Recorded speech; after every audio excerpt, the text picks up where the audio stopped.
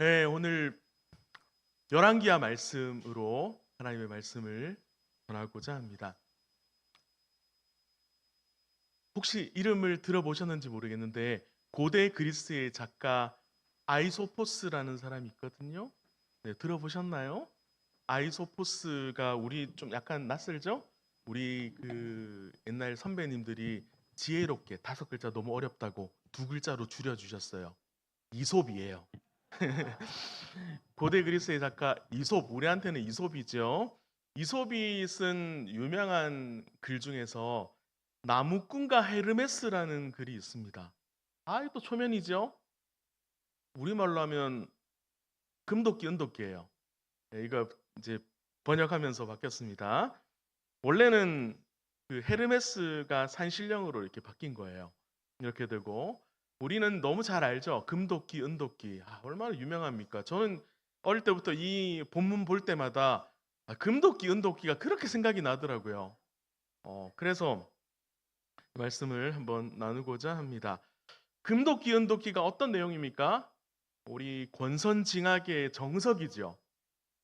오늘 본문에도 이런 내용이 나오는데 과연 그 금도끼 은도끼와 비슷할까 다를까 한번 말씀을 살펴보고자 합니다. 오늘 본문 내용을 먼저 한번 잘 들려드릴게요.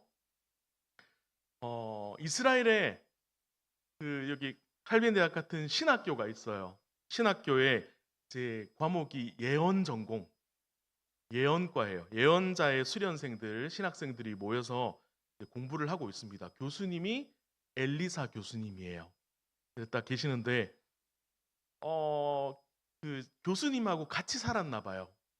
근데 어느 날 건의를 합니다, 학생들이. 아, 교수님 기숙사가 너무 좁습니다. 우리 저기 가서 나무 좀 회와가지고 기숙사 증축 공사를 합시다. 라고 이야기를 합니다. 엘리사 교수님이 오케이 허락을 하게 됩니다. 이 학생들이 이야기를 해요. 교수님도 같이 갑시다. 우리로 치면 굉장히 낯설죠. 저는 저기 고신 목사거든요. 천안에 있는 고려신학대학원 나왔는데 제가 신학대학원 졸업한 이후로 그 천안 지역으로 지나가지도 않아요. 이 약간 좀 혹시 여기 교수님 계시면 약간 제가 약간 울렁증이 좀 있어가지고 어, 그런데 엘리사 교수님이 제법 학생들한테 인기가 있었나 봐요. 학생들이 이 교수님도 같이 갑시다라고 이야기를 해요. 저는 좀 이해할 수 없는데 어쨌든 같이 간 이유가 나중에 밝혀집니다. 교수님도 같이 가게 됩니다. 그래서 요단이라는 곳에 가서 나무를 합니다. 토끼를 가지고 이렇게 나무를 막 합니다.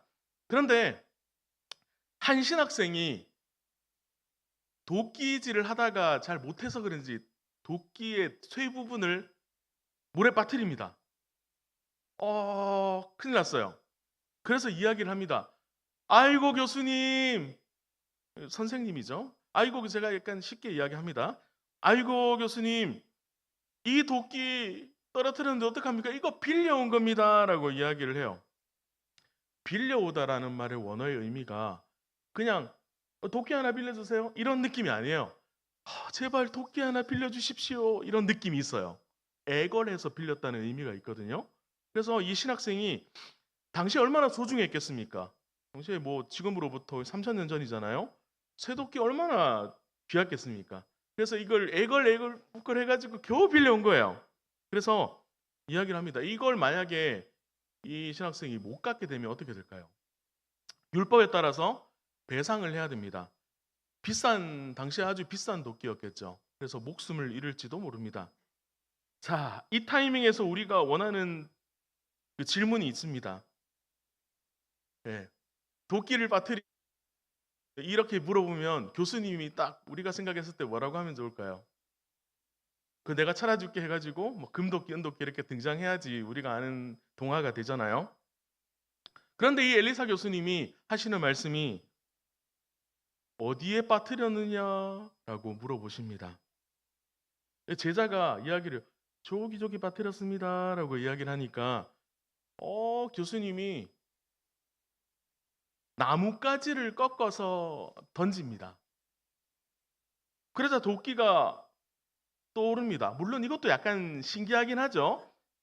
교수님이 나뭇가지 딱 해가지고 도끼 딱 해가지고 쫙 던지니까 도끼가 딱 맞아가지고 딱 떠오르는 거. 요것도 좀 신기하긴 합니다.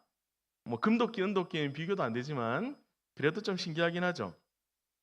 도끼가 떠오르다의 원어적인 의미도 엘리사가 우연이 아니라 엘리사가 도끼를 떠오르게 했다는 의미가 있습니다.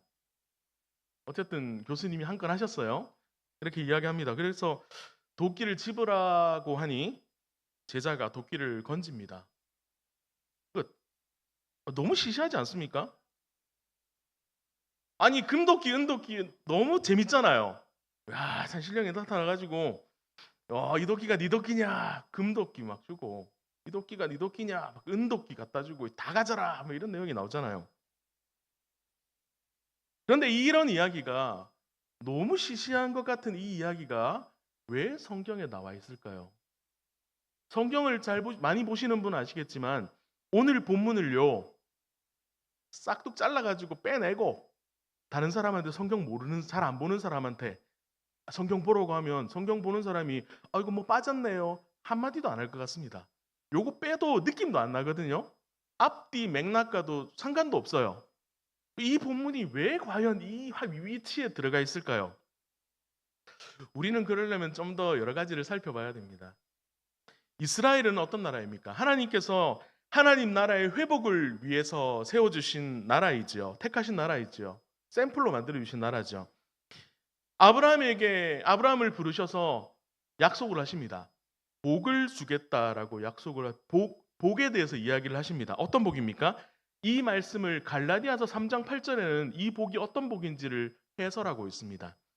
또 하나님이 이방을 믿음으로 말미암아 의로 정하실 것을 성경이 미리 알고 먼저 아브라함에게 복음을 전하되 모든 이방인이 너로 말미암아 복을 받으리라 하였느니라.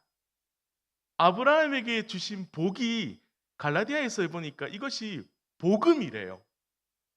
그러면 아브라함을 통해서 주신 복은 무엇입니까? 복음입니다. 우리는 복음이 무엇인지 알고 있잖아요. 예수 그리스도잖아요. 그 아브라함을 통해서 하나님의 복음을 주신 거예요. 이 복음을 아브라함을 통해서 만들어지는 이 이스라엘을 통해서 복음이 확장되고 이 복음이 무엇인지를 알려주고 좀 더 구체화해서 이 세상을 구원하리라 이런 말씀인 거죠. 이 이스라엘 땅에 태어날 이 후손을 통해서 아브라함의 후손을 통해서 구원자를 통해서 온 세상을 구원할 것이라는 거죠. 그러나 엘리사 당시에 이스라엘은 어떤 상황입니까? 이 임무를 잘 할 수 있는 상황인가요? 우리가 잘 알다시피 당시에는 이미 이스라엘은 나라가 망하는 길로 가고 있습니다. 북과 남으로, 남과 북으로 갈라져 있는 상황입니다. 더구나 북이스라엘은 타락의 절정을 달리고 있습니다. 왕들이 앞장서서 우상 숭배를 하고 있고요.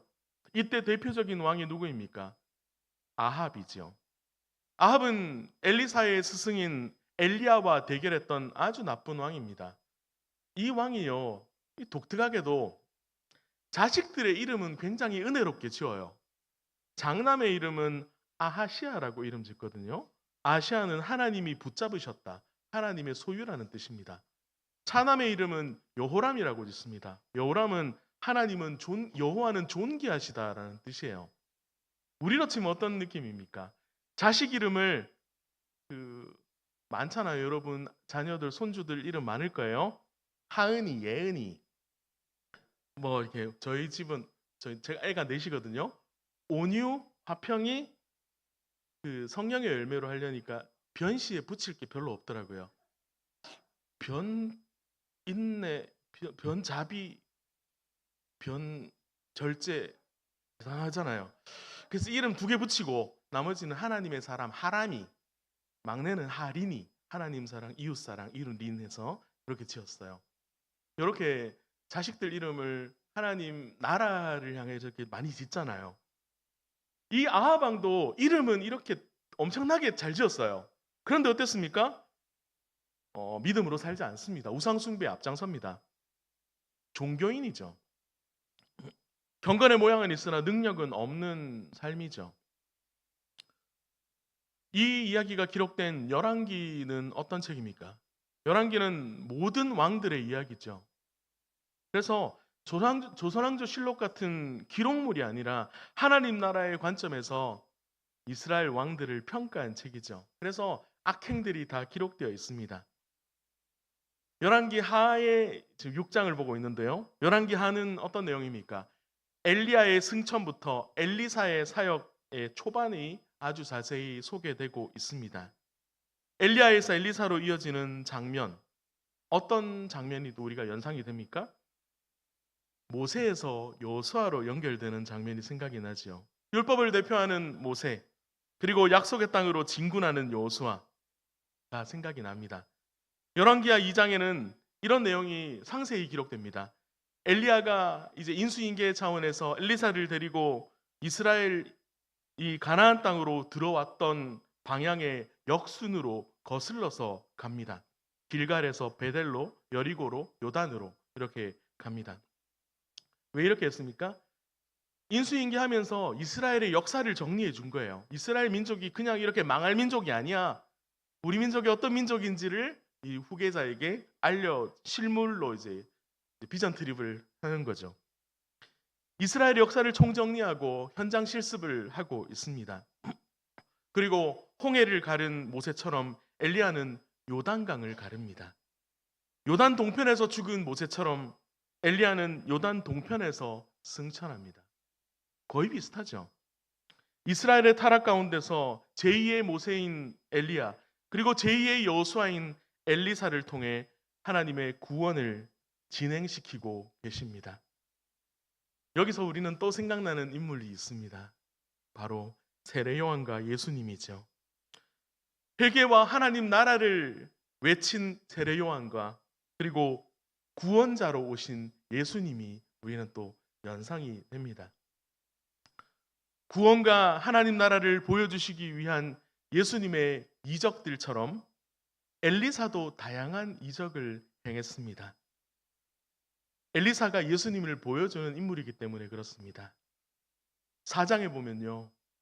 한 신학생이 죽어서 그 전도사님이죠. 우리로 치면 전사님의 사모님과 두 아들이 생계가 막막해집니다.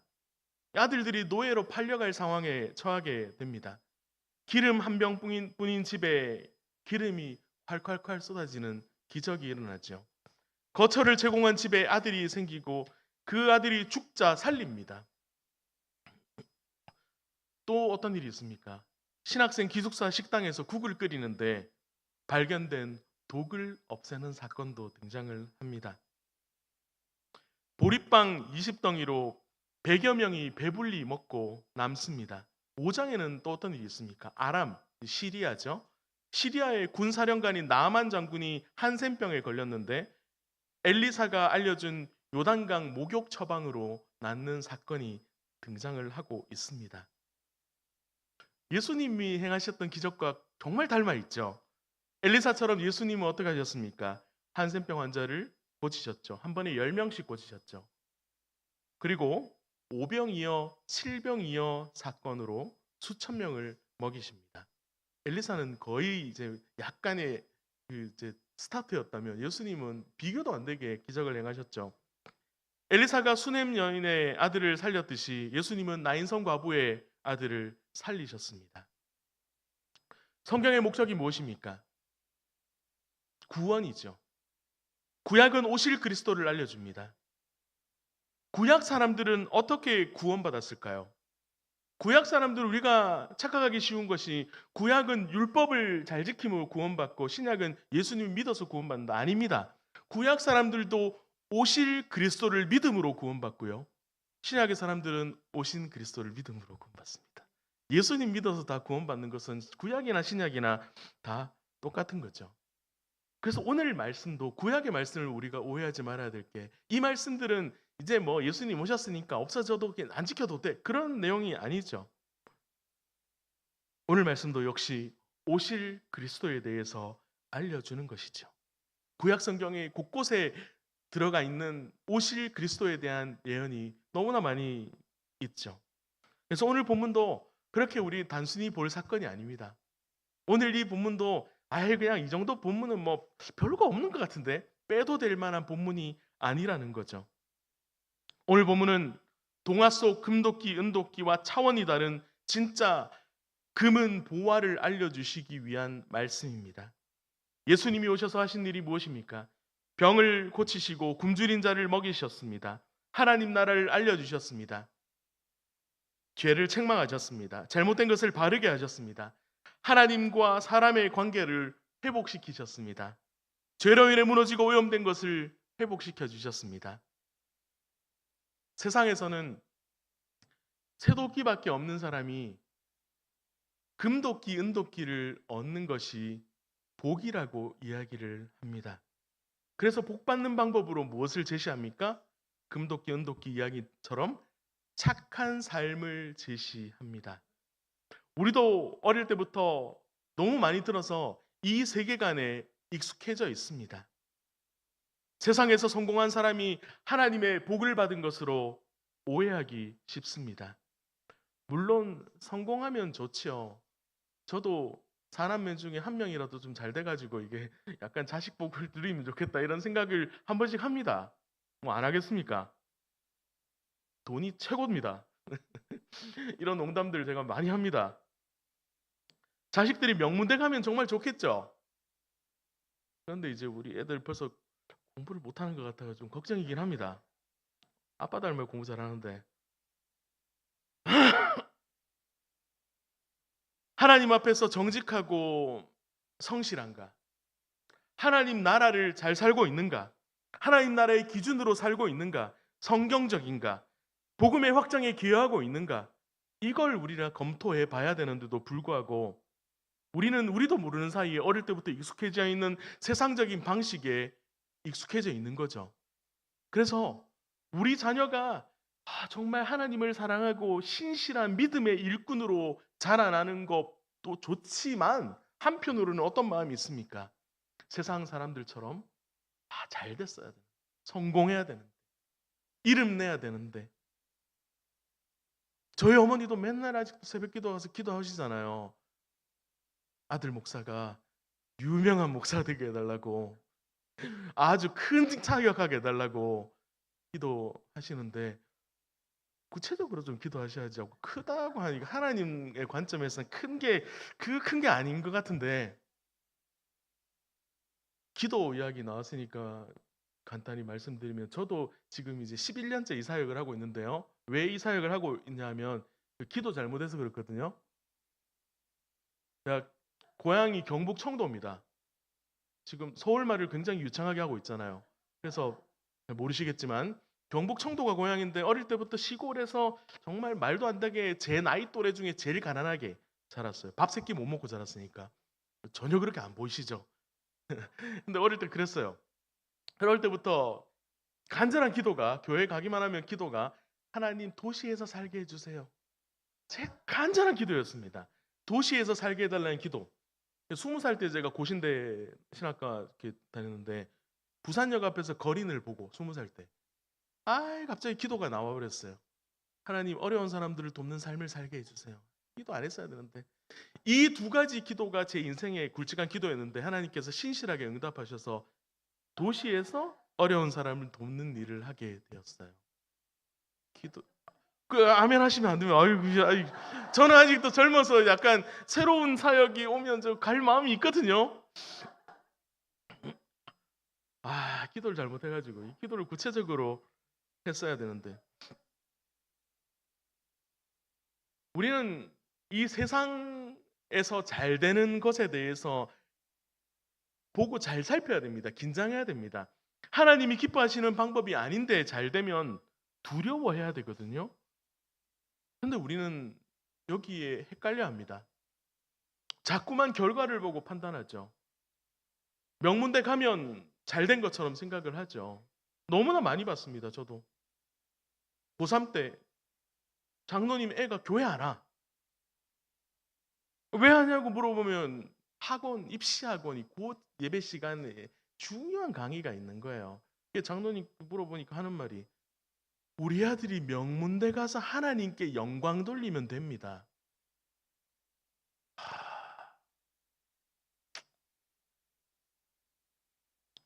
정말 두려워해야 되죠. 우리가 무엇을 중심으로 판단하고 살아야 될지 정말 여전히 우리는 금도끼, 은도끼의 세계관에 갇혀져 있는 게 너무나 많습니다. 금도끼, 은도끼를 벌어서 착하게 살아서 그걸 벌면 하나님께 복받은 것으로 생각하는 거죠. 로마서 1장에 내버려둠이 가장 무서운 벌이라는 거 우리는 잘 기억을 해야 되죠. 그러면 이제 엘리사의 도끼 사건을 다시 한번 하나님 나라의 관점에서 조명해 보겠습니다. 나무 하는데 교수님 보고 같이 가자고 하는 거 너무 이상하지 않습니까? 저만 이상합니까? 다들 교수님과 가까이 지내세요? 저는 너무 힘들거든요. 아니 같이 가자는 것도 이상한데 신학생들이 도끼를 빠뜨렸는데 쥐가 건져야지 교수님 보고 건져달래? 이상하지 않습니까? 왜 이렇게 나오냐면요. 이 신학생들에게는 엘리사가 곧 예수님이기 때문에 그렇습니다. 이 엘리사가 그냥 단순한 교수님한테 아니라 자신의 그냥 선생님이 아니라 엘리사를 통해서 메시아를 오실 그리스도를 보기 때문이에요. 그래서 자기들이 가는 곳에마다 구원자가 메시아가 예수님이 같이 계셔야만 되는 거예요. 그래서 같이 가자고 한 거예요. 그리고 도끼를 잃어버렸을 때도 다른 방법을 찾는 것이 아니라 메시아에게 도움을 요청하는 거예요. 기도한 겁니다. 이걸 우리가 잘 기억을 해야 되죠. 목숨이 달린 문제이기 때문에 그래요. 하필 도끼일까요? 그때 쇠도끼 굉장히 비싼 물건이었을 거예요, 아마. 그래서 자신의 목숨이 달린 문제예요. 자신이 죽을지도 모르는 이 상황 가운데서 우리가 봤을 때 별거 아닌 것 같지만 사실은 이 신학생에게는 생명이 달린 문제 앞에서 자신의 메시아를 찾은 거예요. 도와달라고 요청을 한 거죠. 살려달라고 요청을 한 거죠. 그래서 엘리사가 신기한 방법으로 요단강에 빠진 도끼를 떠오르게 합니다. 요단강이 등장했네요. 뭐가 갑자기 생각이 나죠? 예수님이 여기서 세례를 받으시잖아요. 도끼가 떠오르는 것, 예수님이 세례 받으시는 것, 이렇게 연결될 수도 있겠죠. 수백 년 뒤에 예수님께서 이 요단강에서 세례를 받으십니다. 세례는 죽었다가 다시 살아나는 것을 의미하죠. 이 신학생도 죽은 목숨이었다가 구원자 때문에 살아난 겁니다. 물에 빠져 못 찾게 된 도끼처럼 죄의 깊은 물에 빠진 사람들이 예수님 때문에 건진받게 된 거죠. 예수님의 부활로 우리도 새 생명을 얻게 되었습니다. 금도끼, 은도끼는 동화 속의 허상이지만 이 사건은 진짜입니다. 죄로 인해 생명을 잃은 우리가 하나님의 은혜로 새 생명을 얻고 매일의 삶 가운데서 은혜로 일상을 사는 것이 기적임을 믿으시기를 바랍니다. 이사야서 35장에는 그리스도의 왕국을 예고하면서 달이 절던 사람이 사슴처럼 뛸 것이라고 예언합니다. 미가서 4장에는 비틀거리며 사는 백성을 내가 다시 불러 모으고라고 기록되어 있고요. 마태복음 21장에는 예수님께서 성전뜰에서 다리 저는 사람을 고치십니다. 구약의 말씀과 신약의 말씀이 연결이 되죠. 사도행전 3장에는 사도들도 이와 같은 일을 행합니다. 베드로가 성전 앞에서 나면서부터 못 걷게 된 사람을 고쳐주었죠. 그가 이 사람이 원했던 것은 무엇입니까? 구걸을 했잖아요. 성전에 마치고 나오는 사람에게 그 문 앞에 앉아가지고 뭘 원했겠습니까? 돈을 원한 거죠. 금과 은을 원한 거죠. 그런데 하필이면 베드로가 무슨 이야기를 합니까? 금과 은은 내게 없으나라고 해버립니다. 야, 이 말까지만 딱 들으면 이 거린이 무슨 생각이 들어요? 아, 오늘 공쳤네, 망했네. 이런 생각 들 건데요. 그 뒷말이 그를 얼어붙게 만듭니다. 은과 금은 내게 없으나 내게 있는 것으로 내게 주노니 예수 그리스도의 이름으로 일어나 걸어라. 전인적인 회복이 일어납니다. 총체적인 구원을 얻습니다. 구약부터 예언된 메시아가 바로 예수님이심을 일관성 있게 성경에서는 보여주고 있죠. 오늘 본문의 도끼 사건이 규모로는 굉장히 작은 사건이지만 이 성경에 들어가 있는 이유가 계속 연결해서 예수님에 대해서 알려주고 있기 때문입니다. 그 뒤에는 대형 스케일이 또 등장을 하거든요. 불말과 불수레가 엘리사를 에워싸는 것을 보는 사건이 또 등장을 하고 있습니다. 그래서 사실 알고 보면 그 이솝, 금도끼, 은도끼도 다 성경에서 뺏긴 것 같아요. 이야기들을 다 뺏긴 것 같아요. 그 불말과 불수레 뭐 생각합니까? 반지의 제왕, 삼편, 왕의 기관. 다 성경 보고 다 뺏겼어요, 그 사람들. 세상을 창조하시고 섭리하시는 하나님은 못하실 일이 없으십니다. 원하시면 금도끼, 은도끼 다 주실 수 있어요. 다이아몬드 도끼도 주실 수 있습니다. 요즘은 금이 더 인기죠. 그러나 하나님을 우리에게 비교할 수 없는 보화를 주셨습니다. 골로새서 2장 3절 말씀, 그리스도 안에는 모든 지혜와 지식의 보화가 감추어져.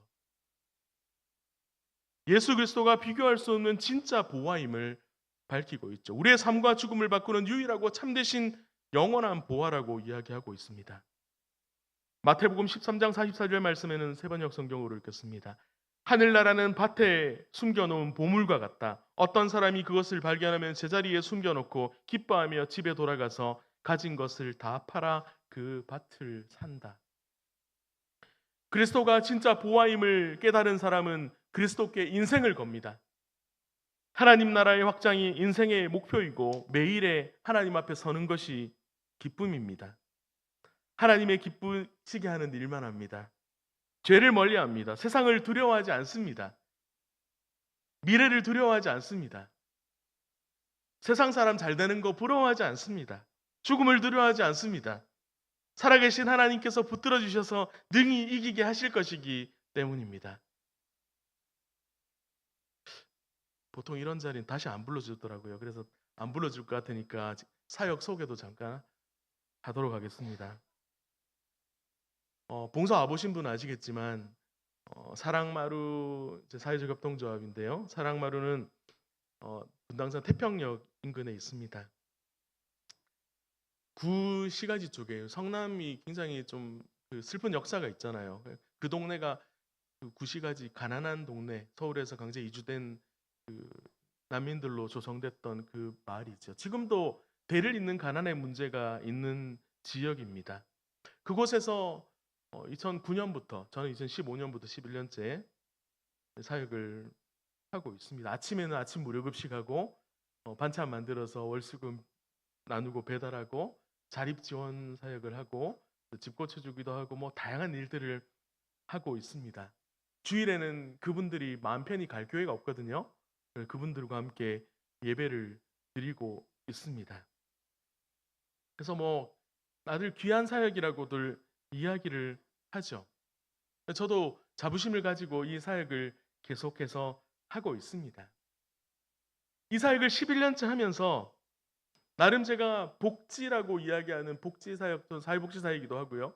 복지사역도 하고 뭐 한때 인권이 또 이제 뜬다고 해서 인권 공부도 하고 다 공부했어요. 그래서 다양한 강의도 나가고 이렇게 하고 있습니다. 그런데 제가 일을 하면서 늘 느끼는 점은요. 복지와 인권으로 할 수 없는 영역이 있다는 것을 확실히 깨닫게 됩니다. 그것은 바로 사람이죠. 하나님의 영역이죠. 사람은 하나님의 형상으로 지음받았기 때문에 이 땅에 있는 단순한 복지와 인권으로는 할 수 없는, 다 다룰 수 없는 존재입니다. 우리의 영혼이 그렇게 만들어졌기 때문입니다. 그래서 필요한 것은 무엇입니까? 복음 그 자체이죠. 물론 복음을 뭐 또 조금은 하나님 나라, 하나님 사랑, 이웃 사랑 이렇게 막 할 수 있겠죠.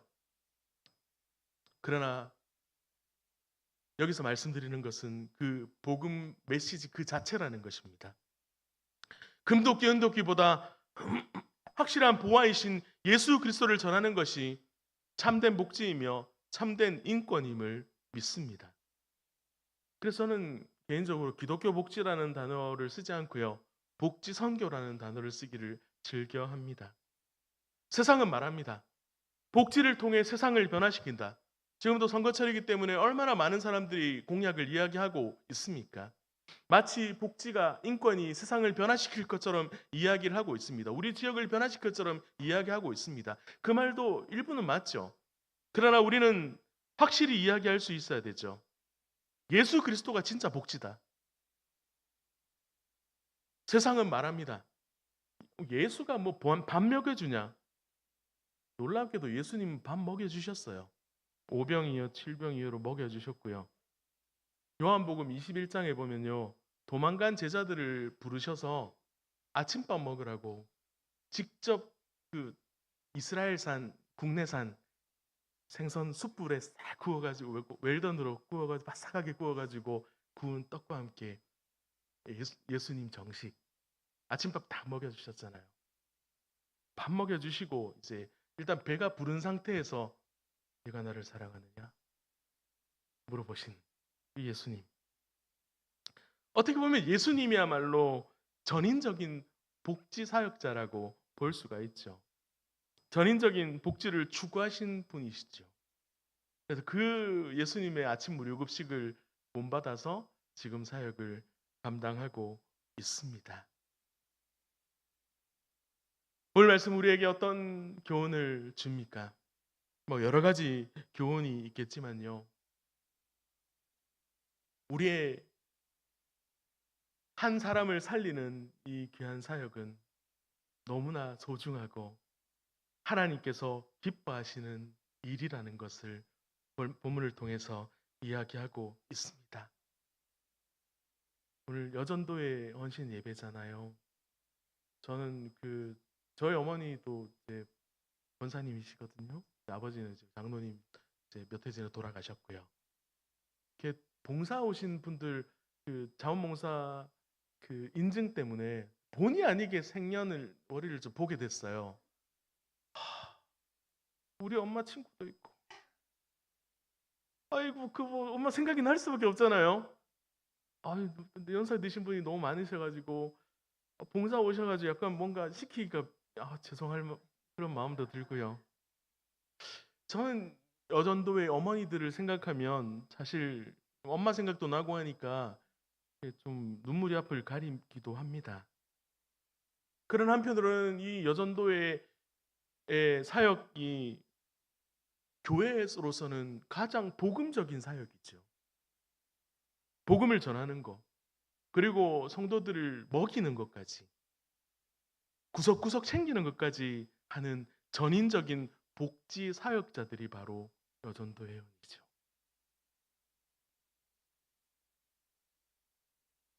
하나님께서 영육간에 강건하게 해주셔서 이 전인적인 복지 사역을 잘 감당해 주시기를 축복합니다. 은혜와 평강을 허락하시고 영역과 체력을 허락하시기를 축복합니다. 또 뭐 다들 젊으시지만 젊은 자매님들도 많이 오셔서 앞으로 3여전도회, 4여전도회, 5여전도회, 6여전도회, 7여전도회까지 이렇게 쭉 생겨야겠죠? 이렇게 생겨서 좀 이제 힘드신 분들이랑 은퇴하시고 일 이제 좀 앉아가지고 시키고 이렇게 좀 할 수 있기를 소망합니다. 모든 칼빈 교회 성도님들에게